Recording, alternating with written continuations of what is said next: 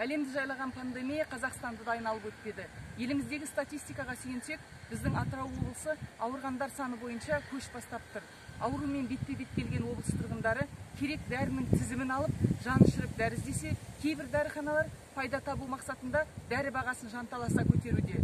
Дәріханалардағы ұзын сонар кезек пен ауруханаларда оттегі баллондарына тәуелді болып қиналып жатқан науқастар.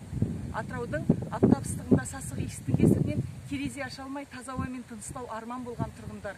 Қазақстанның мұнайлы өлкесінің бүгінгі жағдайы осындай.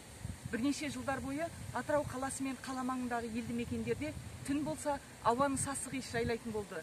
Жергілікті тұрғындар коронавирустан облыстың алдыңғы орындарда тұрғандығын, мұнай компанияларының ауаға шығарып жатқан күкірт-сутектен тұрғындардың көпшілігінде аллергия мен тыныс жолдары аурулары пайда болып, иммундық жүйелері әлсіреуімен байланыстырады. Экология департаменті қоршаған ортаны ластаған үшін компанияларға айыппұл салумен ғана шектеледі.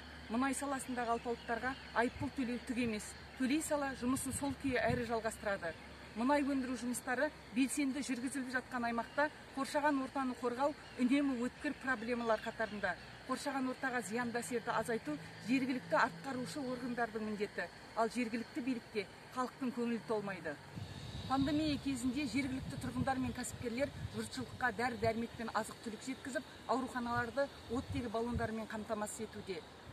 Ал Атырау қаласындағы маса бұл жаз сайын жыр болған тақырыпқа айналды. Маса аулау жұмыстарына жүздеген миллион теңге бөлініп, үнемі жүргізілгенімен, сол қаражаттың нақты нәтижелер үшін жұмсалып жатқандығына атыраулықтар сенімсіздікпен қарайды. Бірнеше айларға созылған карантин мен пандемиялық үрейден шаршаған, тұрақты табысы болмай, күнделікті тұрмыс тіршілігі нашарлап, кредитін төлемеген үшін банктер алқымынан алған облыс тұрғындары тамыз айынан бастап энергия бағасының көтерілуіне де наразы. Пандемия жойылып, халықтың табысы тұрақталып, тіршілігі түзелгенше коммуналдық төлемдер өспесін дейді халық. Мың күн сынбаған шынының бір күнде шытынауы мүмкін екенін ескерсек, халықты толғандырған мәселелер шешімін таппай жалғаса берсе, ашынған халықтың арасынан көпті бастайтын батырлар алаңға шығып, шенділерден жауап талап етуі әбден мүмкін. Халықтың мұң-мұқтажына назар аудар билік.